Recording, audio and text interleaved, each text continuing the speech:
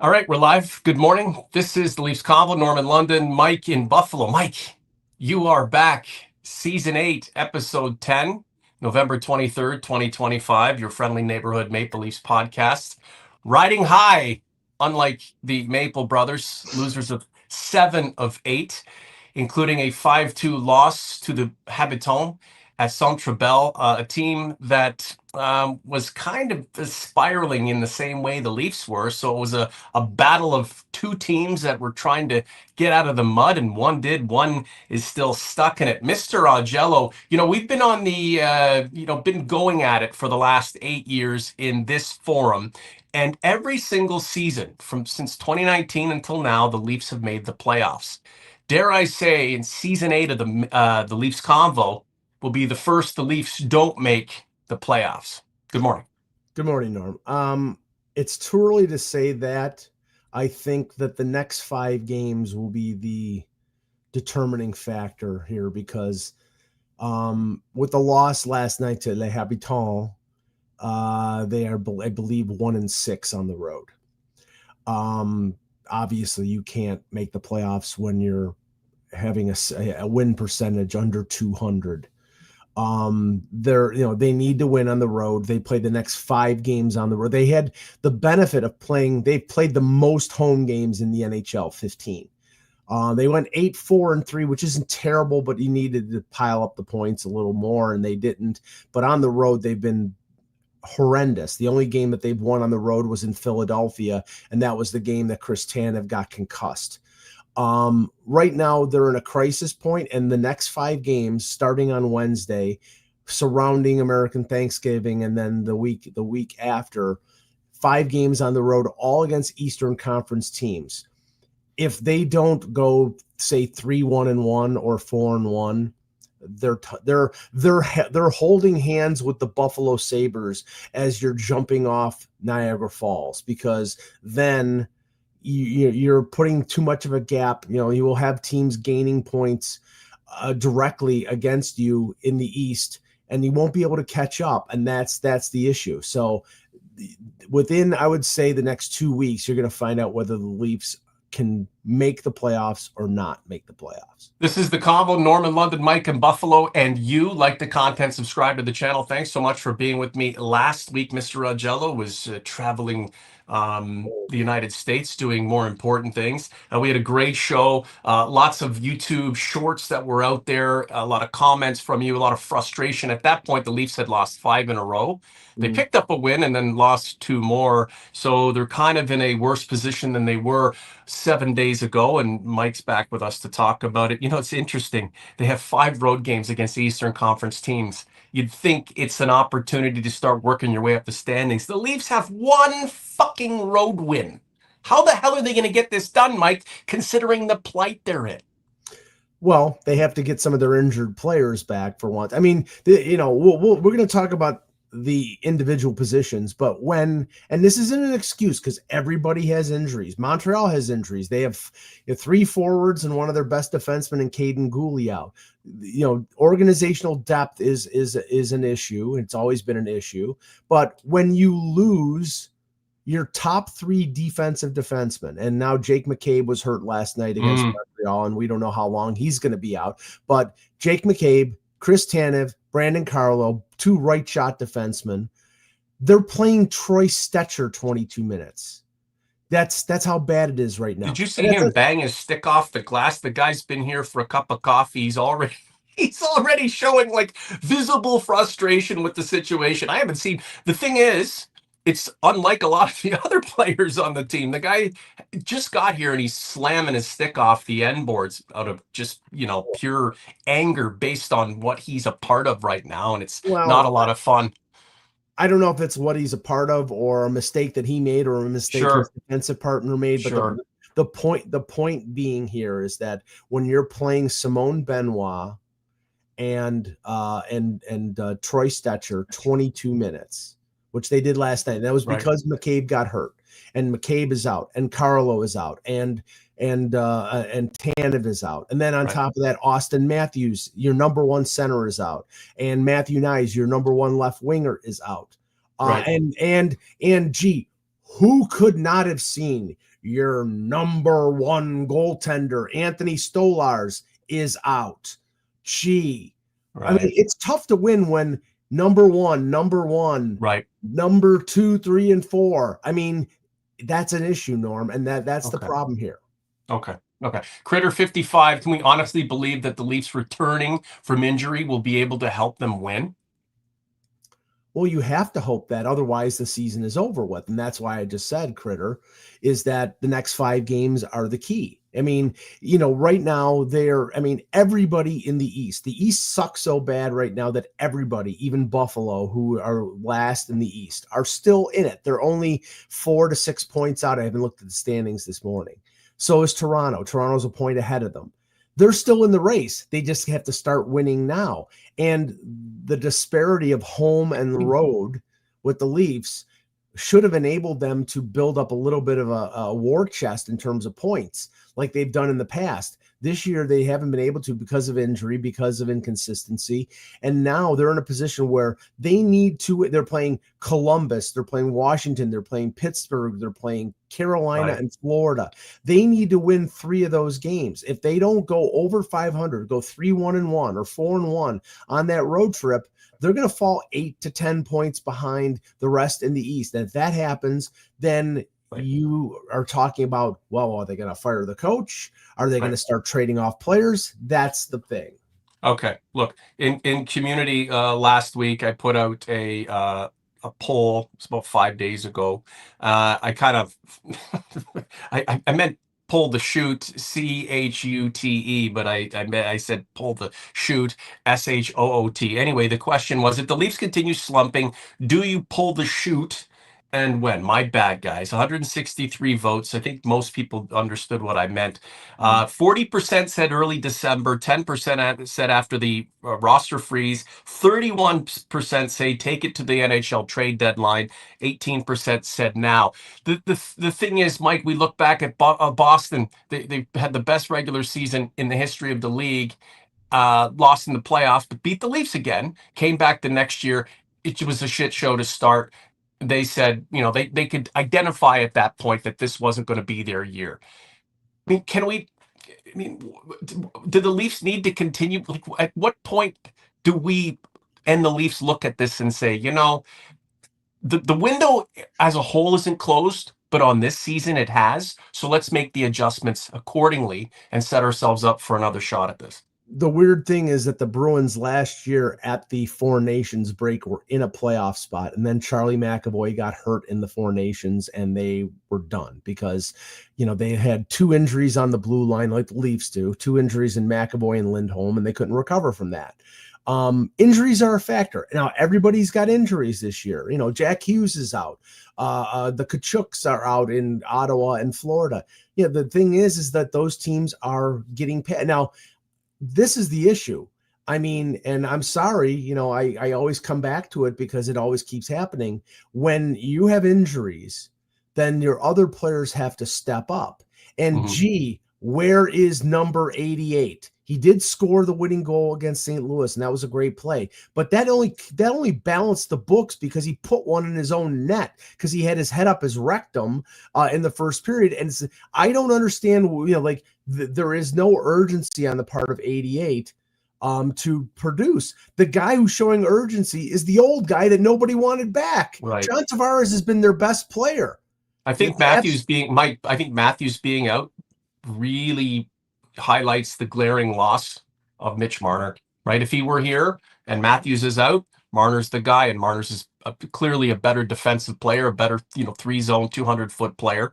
Again, he's gone, but it's the worst thing to happen here. Matthews not having a resurgent season right after Mitch Marner departs for Las Vegas. I mean, it's one bad thing over another, and it's just been compounded, and here we are. I don't look, people can disagree with me. This season is not on the fact that Mitch Marner is no longer here. This is on the fact that right now they are playing. They don't know what kind of team they are. I mean, when the general manager comes out and thought that, he had built a team that was going to be more sandpapery, more physical, and he's saying that they're playing vanilla. Well, then it's the team on the ice. It's the Dakota Joshuas and the Nick He's just a Waslin. guy. They're just guys. Like Right, but even if they're just Matthias guys, Michelli, he's a guy. Like even if they're Nicolas Waugh, he's a guy. They're guys, even Mike. if They're they're not just fucking Stanley Cup champions. That's the even if problem. Nicolas Waugh is a Stanley Cup champion. He won a Stanley Cup. Even if they're just guys, they have to play roles. And these guys, what role they're playing, they're occupying a sweater. That's the role that they're playing. You need something out of these players. You're getting more out of a 20-year-old kid who doesn't know what the NHL is. Easton Cowan played 20 minutes against Columbus, and he deserved to because he was their second best forward next to Tavares. Right. With Cowan, it would be nice for him to be brought in to a situation that were a positive one where the team's running on most cylinders, and he could be a support guy and learn from top players who are playing at peak. This is akin to being just tossed in the deep end and forced to swim. Right. I mean that essentially not really having anybody there to guide him through or to allow him to augment. He has to be one of the guys right now, and it's just the way sports goes, Mike. And that's why I'm kind of looking at this team right now, and on which miracle do we have to cough up for this team to go from the situation that it's in to one's 4 or 5 months down the line where it's knocking at the door of a long playoff run. Well, I mean, I know that there is a growing segment of Leaf fans out there who are saying fire the coach. And Brad Treliving came out this week and basically didn't say vote of confidence, but he said, he believes that the coach hasn't just all of a sudden turned bad overnight. But the problem is, I mean, you cannot deny the fact that right now they are mortally wounded in terms of the players that are. I mean, they were already thin because because Marner left, and you knew that it was going to be a challenge to score more. And the funny thing is, scoring has not been the problem, or wasn't the problem when Matthews was healthy. The problem was they couldn't keep the puck out of the net, and that was because they picked up a bad backup who they played 3 times in Caden Primo, and Anthony Stolars was off and on. One game good, one game he was a sieve. And I'm sorry, the underappreciated story here is, folks, and you may not want to sit by this because he let up 4 goals last night. Had he not been pulled, or had he before he got pulled, you're lucky it wasn't 8-0 because of the way Joseph Wall played. Mm-hmm. Craig Simpson said it on the game. Mm-hmm. And Joseph Wall in 4 starts has played excellent. So the goaltending is not the problem. The problem is the defense in front of them and the lack of scoring. They've scored 3 goals or 2 goals, and you can't win in this league scoring 3 goals or 2 goals on most nights. We talked about the Leafs versus the Habs. You didn't really give them a ton of credit to start the season. I'm not a big supporter of the Bleu Blanc et Rouge, but I think in terms of forward movement and development and where they're off to, the Habs are either right there or they inch past where the Maple Leafs are, Mike. Well, I mean, and that's fucked. They lost to them in the playoffs. The Leafs have no Stanley Cups to show for it. And here the Habs are potentially have a better future than the Maple Leafs do in terms of being successful over the long term. That's brutal. Well, I mean, they've drafted well, and it's ironic, and I believe it was the 2022 draft that you would think that a guy like Kyle Dubas, who liked smaller, fast, skilled players, would love a guy like Lane Hudson. And not with the draft people that I hung out with, they were saying Lane Hudson, this guy is going to be a really good player. And I'm like, okay, the Leafs traded down. They traded down out of the first round to get rid of Peter Mrazek's contract. And second round, they had, it was like Lane Hudson makes a whole bunch of sense. And what do? They draft and I like Fraser Minton, don't get me wrong, but they draft Fraser Minton. And then late in that second round, the Canadians draft Lane Hudson. And you tell me that Lane Hudson wouldn't make a difference on this team, Oh, being the point man on the power play and rushing the puck out of the offensive zone, where the Leafs have basically a bunch of, not statues, but they don't have a puck rusher other than Morgan Riley. And Morgan Riley is slowing down, but he's still a good defenseman. I know a lot of people don't want to hear that, but I'm sorry. Like right now, the Leafs for this season are at crossroads. Like I said, the next 5 games. yeah. The problem here is, and what is your core? Matthew Nyes is 23. Mm-hmm. Austin Matthews is 28, 27 or 28. William Nylander is 28 or 29. They're still young, and they have no move clauses. They're not going anywhere. Neither is John Tavares. Neither is Morgan Riley. Okay. What you're talking about here is a reset. If they're going to blow it up, if they're not going to make the playoffs, you're talking about trading Brandon Carlo. You're talking about trading Scott Lawton. You're talking about recouping draft capital and then having tons of cap space. The problem is that there are no free agents out there.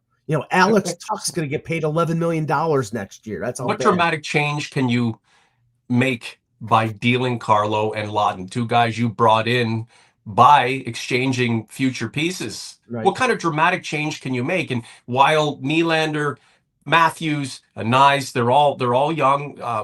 Nyes in his early 20s, Nylander and Matthews in their late 20s. Yeah, they're still here. They're still locked up. They're still going to be a part of it. Like draft picks, like by the time they've seasoned and come around, that's 4, 5, 6 years down the line.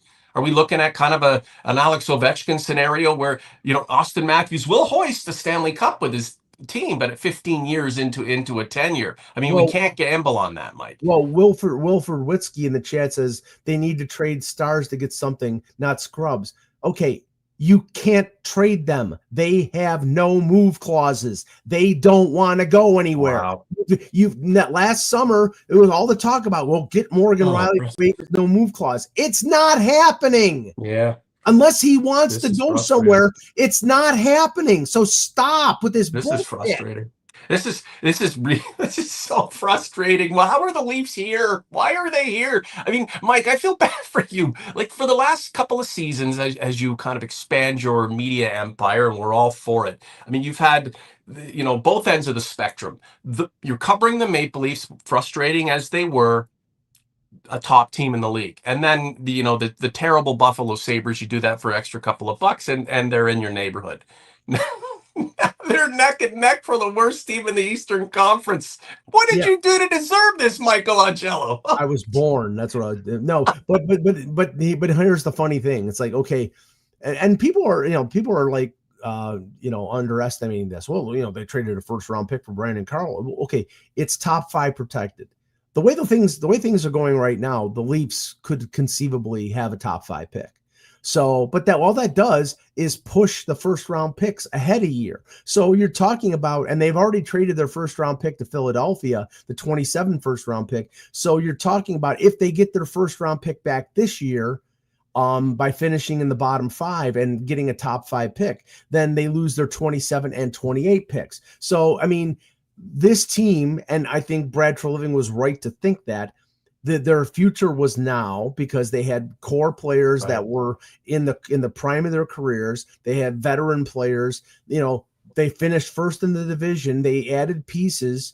I'm never a fan of giving up. I said I don't want to give up a 1st-round pick for Scott Lawton. Nothing against Scott Lawton; he's a good player, but he's not worthy of a 1st-round pick. And now Nikita Gorbienkin is playing really well in Philadelphia, and Fraser Minten. Let's cool the Jets on Fraser Minten being the next Patrice Bergeron, for Christ's sake. It's ridiculous, but he's a good young player. And what do the Leafs need right now? You know what? Take Max Domi and put him on the friggin' wing where he's not as much of a liability. And why don't you play Jacob Quillen more? Play a kid who has some ability, who I think in limited minutes has looked pretty decent.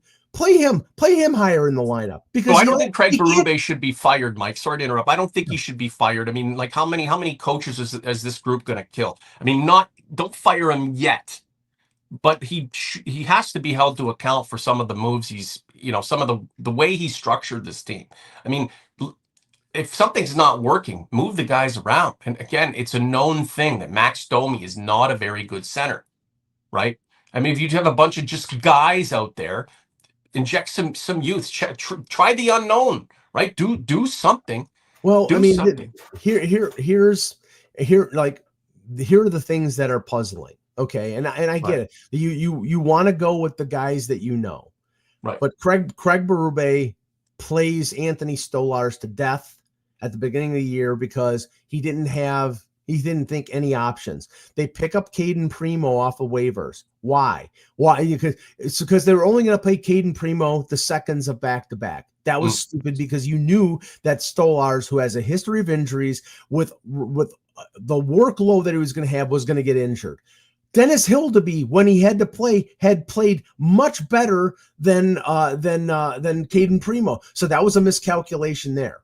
So I mean, Was that's Primo one brought into play, or was he thing. just brought in for insurance? It was up to Berube to determine whether he should get some ice. Best case scenario, he was brought in because all they were going to do was play Stolarz, or not play Stolarz in seconds of back-to-back. So they had 3 back-to-backs in October, and they figured, okay, well, let's keep Hildeby down in the minors where he can develop and have him play regularly, and Primo can just play those games, and we're good enough defensively that we can cover up for Caden Primo. Well, the problem is Caden Primo sucks. And Dennis Hildeby is a good prospect who, for some reason, even after a good training camp, they didn't play him. And he played well in the gap between Stolarz and Joseph Wall coming back. So I that one I don't get. Here's another one. Okay, so they call up, instead of playing that statue Philippe Myers, who's terrible, instead of playing Dakota Mermis, who has cost them a couple games by how bad defensively he is. They had a guy who they got in the Ryan Reeves deal, and Henry Thrun, who's a decent defenseman and had a good training camp. They didn't call him up. Now they're probably going to have to call him up because McCabe is hurt.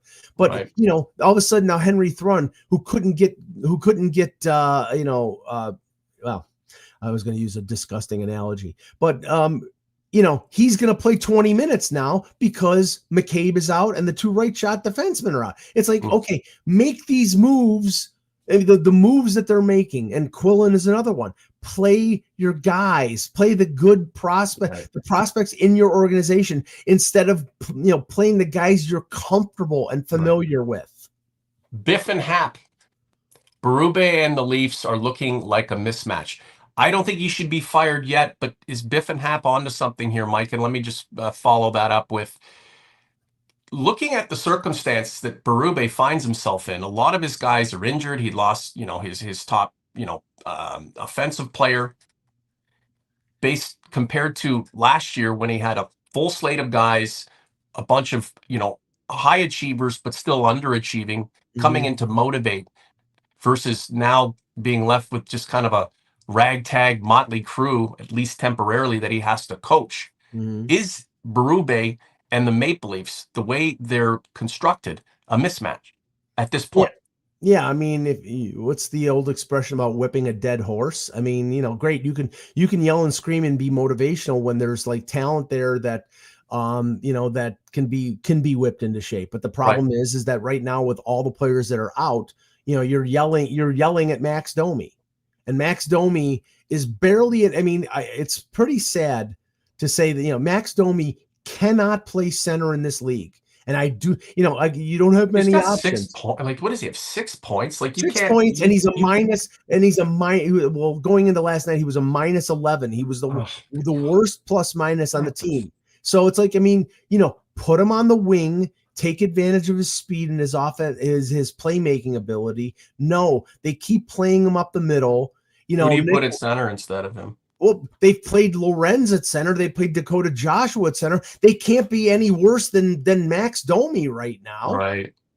Play Jacob Quillen higher in the lineup. I'm not saying Jacob Quillen is a number 2 center. Play William Nylander at center. Try something different, because what's not working right now is going to continue not to work. Do you think Berube's focus is still to try to motivate these guys as opposed to, think outside the box and get tactical? Just try to keep the collective head above water for as long as possible before there's any type of resurgence? Because, that's what's going to have to happen if this team is going to salvage the season. I had somebody tell me at the rink in Buffalo, somebody who I've known to be in the press box in Toronto, that had Berube been in year 3 of his contract instead of year 2, that he would have been fired already. Now, I don't believe that for one simple reason, because if there was a better coach out there and they thought that the coach was the problem, then having Craig Berube under contract for 2 more years means nothing. It's tip money to Rodgers. And so, that whole look, if it were to happen, Berube being fired, that falls more on Brad Treliving than it does on Craig Berube. And then if Treliving fires Berube, who's left on the firing line? Who's next on the firing line? Well, right. I mean, every general manager gets, 1 at most 2 coaches, unless you're Kevin Adams in Buffalo. Right. And so it's, you would have to think that if they fired Berube, and I'm not saying they're going to, at a certain point, if they're going down and they're not going to be in, then you just keep Berube the rest of the season and you fire him at the end of the year. And Critter says, could Peter DeBoer make them win? Well, I think right now Peter DeBoer would provide a better structure, but again, if you don't have the horses, it's tough. Yeah, exactly. It's tough to get them to do something. So, it's all a question of when you can get these injured players back. Why would Peter DeBoer want to walk in to this situation the way it is crumbling right now, or how it, in its current state? Well, right? I think he would, simply because in the end you have Austin Matthews and you have Nylander and you have Nyes and you have Tavares. The core of this team is still good. It's just right now there's injuries and the support pieces are not living up to expectations. DeBoer has been able in the past. He's had success in numerous places, getting teams to Stanley Cup and conference final. Mm-hmm. Getting to a conference final right now would be like nirvana for this team. Wow. Yeah, it's a tough one, and it either changes through winning or losing. Right. And the changes are stark. If you win, you keep winning. You start to dig yourself out of a hole. You lose, there's a sense of dread, and you have to make a determination as to how you view the season versus the long-term capabilities of the group. And we're going to find out, Mike. And you were very astute, and it's not that hard to think this, but the Leafs need to do something of substance over the next 5 games. The challenge is they have to do it away from Scotiabank Arena, and they have been just terrible on the road this season. 1 win. So to get 2, 3, 4 wins on the road is going to be a major, major, major challenge. It's going to be difficult. But if they can pull this off in some way, shape, or form, it's going to give a slight glimmer of hope. But I don't know if it will be enough.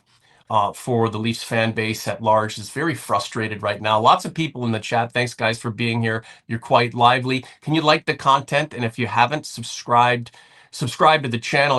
We're wondering how Berube sleeping at night. Treliving is certainly not happy about this, and I hope these 2 guys are talking on the hour as to how they can get this thing moving in the right direction. How do you think Keith Pelly views what's going on, Mike? And how much say would he have in determining where this season, how this season goes if the team continues to lose? Well, Keith Pelly at the beginning of the season was basically saying, essentially, it's time to go all in. If there's an opportunity, go all in with what? And that's the problem here. Right. Like if everybody was healthy and this team was 500, and you said, okay, there's an opportunity to go out and get a player that will make a difference to get this team going, then I would say sure. But at this point, right now, it's like that's why I keep They played Montreal last night. They play Montreal in 2 weeks. Those 2 weeks, if they go 0-5 or 1-4, then the season is over with. Then I think, because right now I'm looking at the standings right now. The Leafs are second last in the Eastern Conference with 21 points. The wild card is 25. It's 4 points. Third place in the Atlantic is 26.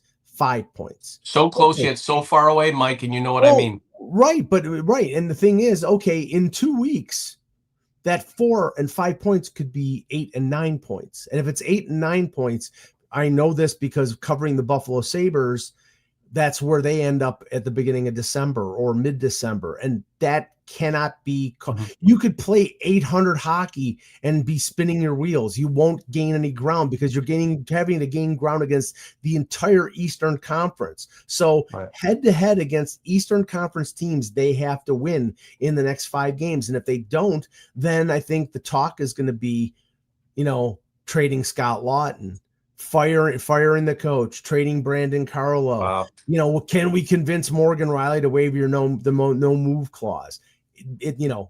That's what that's what the rest of the season is going to be. And you know what? I have to say that the reason for some of these injuries is because of this stupid Olympic schedule where they compacted everything, and there's injuries all over the league, and guys are getting hurt because they're playing 4 games in 6 nights. The NHL should have never gone back to the Olympics, or maybe played in the Summer Olympics instead of the Winter Olympics, and not this bullshit where they have to carve out 3 weeks in February.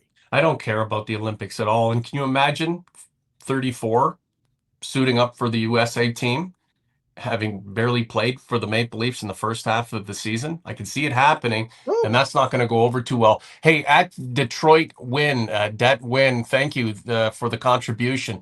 He's got something really cool to say here in terms of just the overall circumstance that the Leafs have kind of put themselves in based on moves over the past several years. Trade 40-ish picks in the Matthews era and keep own rentals every year. I get going for it, but this team has been the worst at asset management.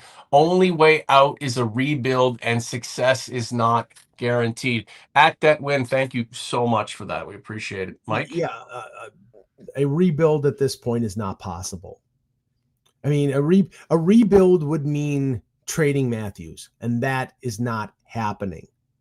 It's not happening.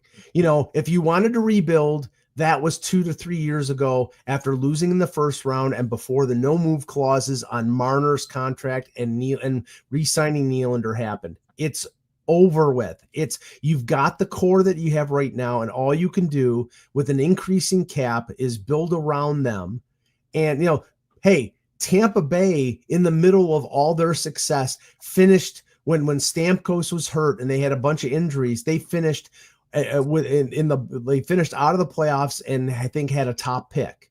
I think they used it on. I think it was the Jonathan Drouin year, but so they didn't hit on it. But I'm just saying, like right now, this does not mean if they miss the playoffs this year, it doesn't mean blow it up, because, like I said, Nylander's in his 20s, so is Matthews, so is Nyes. You've got, they're not doing it now. But the problem here is they're going to have $25 to $30 million in cap space based on who they trade. If they do trade off some of their assets to get draft picks and recoup some draft capital. And nobody out there in free agency to sign. Artemi Panarin is the biggest free agent in the market next year. He's 34 years old, so scratch that. The next one is Alex Tuck.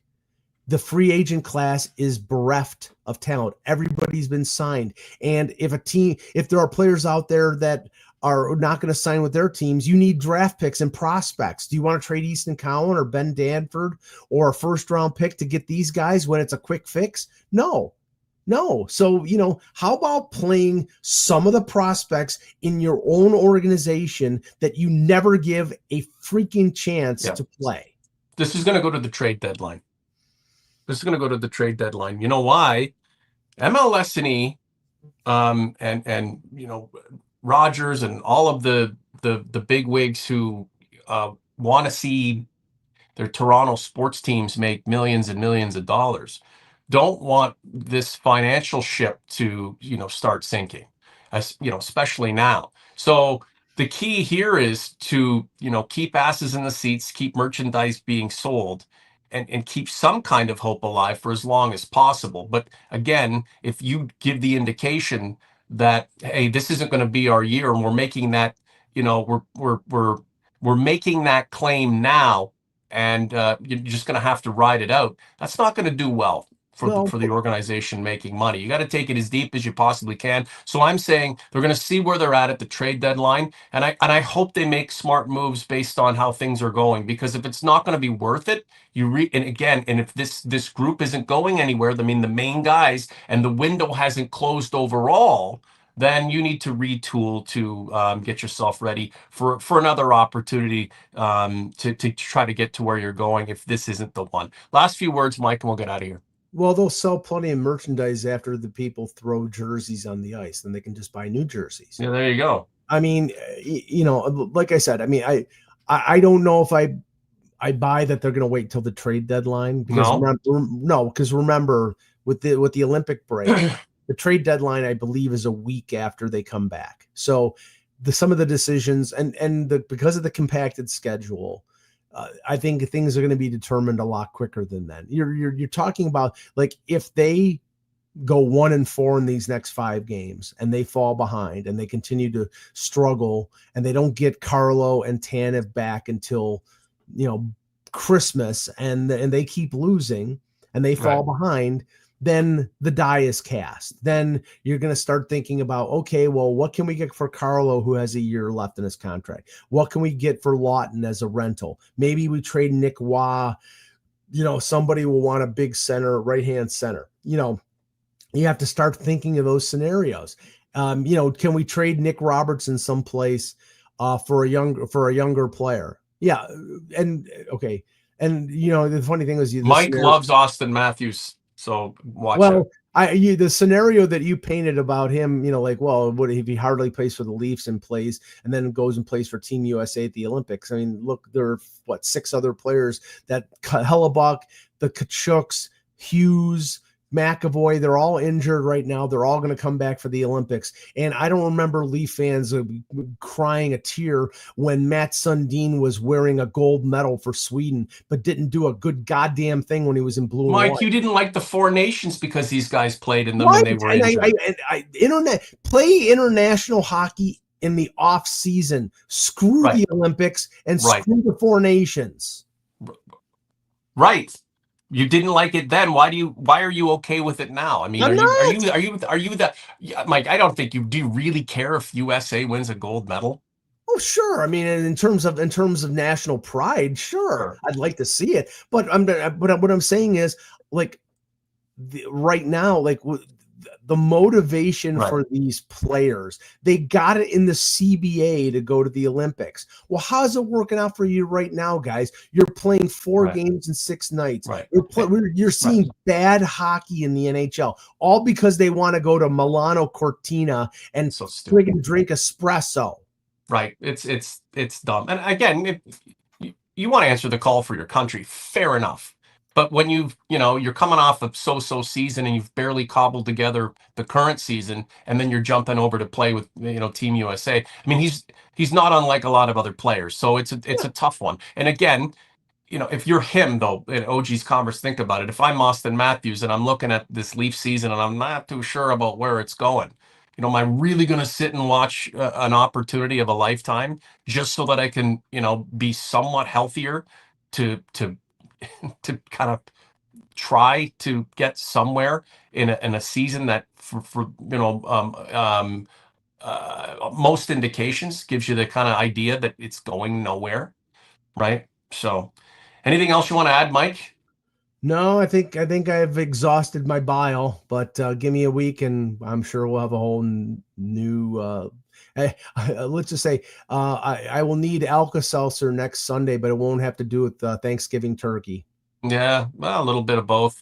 I mean, I love American Thanksgiving. When I was down in the States for all those years, such a great time, right? And there would be like a bidding war amongst like a lot of my American buddies as to who was going to bring me over to their house, right? They all wanted to bring you over and be so hospitable, and it was awesome. So I miss those times, and I'm glad you're still having them, Mike. Why are the Leafs so bad on the road? Like, this is really weird. I mean, they're pretty good on the road traditionally. Why are they? I mean, is it a coincidence? No, I think it's the fact that they're not good defensively, and that shows more on the. You can frustrate teams playing a solid defensive It's just a game. sheet of ice. It's 200 feet. I know, but they're not a good defensive team right now. I right? mean, look at where they are in terms of goals allowed. They're at Yeah, the bottom of the NHL right now. They're yeah. one of the worst. They're one of the worst teams in the NHL defensively. I mean, in terms of goals allowed. Will that change? I don't know. All I know is that right now, I'm just looking it up here. Yeah, they're 31st. They're tied with St. Louis. 31st, and the only team worse than them is the Edmonton Oilers. Yeah, they're a -8. It's not too pretty. You know, I want to see some inspiring hockey, regardless of how it finishes. You know, if they um, pull the chute at the trade deadline, but they really tried, and it's been was somewhat inspiring, and we can look forward to next season, as kind of a reset. Okay, fine. But if it's just blah, a bunch of guys just kind of going out there and it's just boring and uninspired, and just any kind of lack of passion or understanding of the situation, I mean, that's what's gonna piss me off, really. And I think, Mike, I asked you before we went live, has the Leafs window closed? Right, the window with the core four, now the core three, including Riley, has it closed? No, I do not think so. But the problem is like, okay, in the past, the core four couldn't do it by themselves, and right now, you have a core one, a core Right, two. right. You have Tavares and Nylander, and without Matthews and without Nyes and without Riley, and Riley is I think Riley is being overused. I mean, he's a top pairing defenseman for them. Right. The core, this, I mean, if they were in their 30s, I would say, yeah, it's time to blow it up. They're not. They're still in their 20s. They're still good. Nylander's one of the top forwards in the league when he feels like playing. Matthews, when he's in the lineup, is one of the best centers in the league. It's Mhm. not over with, but they need to augment and surround their talent with better players. And right now, the guys who are the support structure to this team are either out or out to lunch. OG's Converts, thanks for being here. Like the content, subscribe to the channel, support our YouTube shorts and what we upload to TikTok. It means a lot. The numbers are moving up, guys, even if the Leafs are slipping in the standings. 1 week ago, the Leafs had lost 5 in a row. As of today, the Leafs have lost 7 of 8. They have Columbus, Washington, and Pittsburgh all on the road. Where will the Leafs be in 1 week's time? Mike and I will digest it all, as well as Mike digesting whatever he's stuffed in his face for American Thanksgiving, and I'm sure there's going to be a lot. So I guess we'll take a breath and we'll reconvene in 7 days' time. And the show's a bit all over the place, kind of like the Maple Leafs currently. For Mr. Augello in Buffalo, New York, I'm Norman, London, Ontario. The Leafs Convo is out.